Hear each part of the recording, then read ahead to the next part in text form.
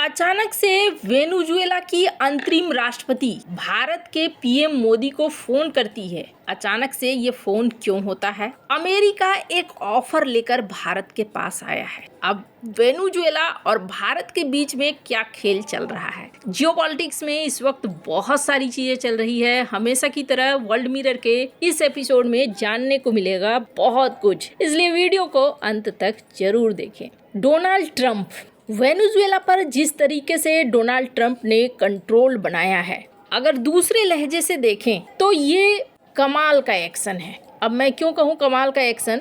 अभी Donald Trump Venezuela के action को लेकर कहते हैं सीधे सीधे कि हमारी बड़ी बड़ी कंपनियां जाएंगी वेनेजुएला और वेनेजुएला में तेल निकालेंगी। स्क्रीन पर इस वीडियो को देख रहे हैं आप। इस वीडियो में ये कहते हुए सुने जा रहे हैं। और सिर्फ ऐसा नहीं है कि डोनाल्ड ट्रंप ही ये बात कह रहे हैं कि हमारी बड़ी बड़ी कंपनियां अलग अलग लोकेशन में जाएंगी वेनेजुएला के अंदर और वेनेजुएला के अंदर जाकर ये तेल निकालेंगी, बल्कि मार्को रूबियो भी यही बात कह रहे हैं कि वेनेजुएला के पास बहुत बड़े अमाउंट में तेल है और इस तेल का हम उपयोग कर सकते हैं। इस तेल को बेचा जा सकता है, वेनेजुएला के भविष्य को भी सुधारा जा सकता है। हालांकि वेनेजुएला के भविष्य को ये खाक सुधारेंगे। एक चीज और देखने को मिली कि मार्को रूबियो ने यहाँ चाइना को लेकर अपना एक बयान दिया। उन्होंने कहा कि Venezuela has a lot of oil, they do, but there's a lot of oil in other places too. Companies are only going to invest somewhere if they know we're going to invest. We're going to make our money back with a profit, and our land isn't going to be taken from us. And if you try to, there's a court we can go to and contracts we can enforce. That's the level of certainty that we're talking in terms of security. And that's part of this transition process. That's part of this recovery process, is to normalize their industry.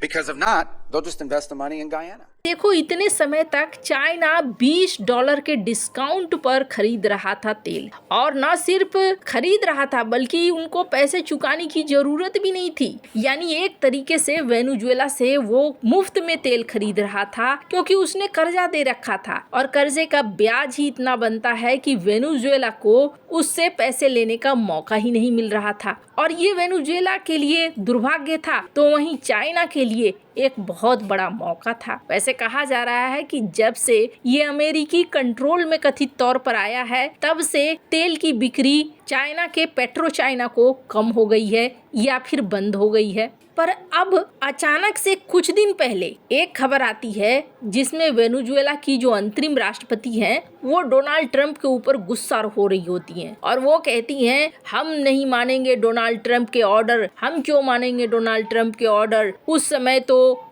हमें झांसे में रखा गया, हमें बताया गया कि मादुरे मारे गए हैं और उस तरीके से हमें ब्लैकमेल किया गया। बहुत तरह की बातें ये कहती हैं। ऐसा लगा जैसे वेनेजुएला के मादुरे के बाद ये दूसरी ऐसी राष्ट्रपति हैं जो सीधे भिड़ने को तैयार हैं डोनाल्ड ट्रंप से। लेकिन खेल क्या होता है वो देखिए। खेल यहाँ पर ये होता है कि अचानक से वेनेजुएला की अंतरिम राष्ट्रपति एक बिल लेकर आती हैं अपने संसद में, और इस बिल में क्या कहा जाता है? इस बिल में कहा जाता है अब बाहरी देशों को छूट दिया जाएगा, बाहरी कंपनियों को छूट दिया जाएगा जो हमारे देश के अंदर आकर निवेश करे। ऑयल के खेल को बदल दिया नई राष्ट्रपति ने, और इन्होंने एक ऐसा फैसला लिया जो फैसला होना ही था। बिना इस फैसले के डोनाल्ड ट्रंप ऐसे कैसे आसानी से कह देते कि बड़ी बड़ी कंपनियां जाएंगी और वेनेजुएला के अंदर तेल निकालेंगी। इसका मतलब साफ है कि अंतरिम राष्ट्रपति भी वही कर रही हैं जो डोनाल्ड ट्रंप चाह रहे हैं या जो अमेरिका चाह रहा है। वैसे वेनेजुएला के पास अच्छा खासा तेल है। अगर वेनेजुएला के सारे तेल को इस्तेमाल किया जाए तो कम से कम साल 3000 तक इसका इस्तेमाल किया जा सकेगा, तब जाकर ये खत्म होगा। इतना तेल है। लेकिन इस तेल के साथ साथ एक समस्या भी है, और वो समस्या क्या है? वो समस्या ये है कि स्क्रीन पर एक एग्जाम्पल देखिए। यहाँ आप देख रहे हैं एकदम लाइट क्रूड ऑयल जो रूस सऊदी अरब के पास है, जिसे माना जाता है बहुत ही अच्छे स्टैंडर्ड का तेल। इसके बाद है कनाडा और अलास्का के पास जो तेल है वो है हैवी क्रूड ऑयल। और जो वेनेजुएला के पास तेल है, तेल का भंडार तो खूब है, लेकिन वेनेजुएला के पास एक्स्ट्रा हैवी क्रूड ऑयल है। इसलिए ये सारी कंपनियों के बस की बात नहीं होगी कि वेनेजुएला के तेल को तुरंत से निकाल पाना। वेनेजुएला के तेल को निकालने के लिए उन्हें उस तरीके के रिफाइनरी, उस तरीके के स्ट्रक्चर को विकसित करने में अच्छा खासा समय लगेगा, तभी वे वेनेजुएला के तेल का फायदा उठा सकते हैं। अब इसी बीच क्या होता है,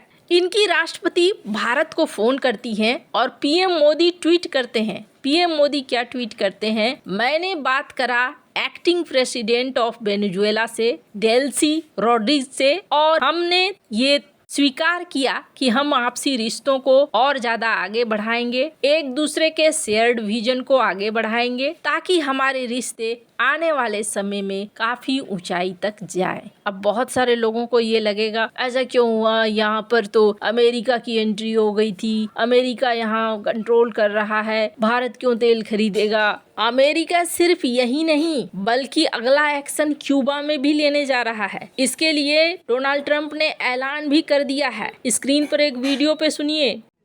Cuba will be failing pretty soon. Cuba is really a nation that's very close to failing.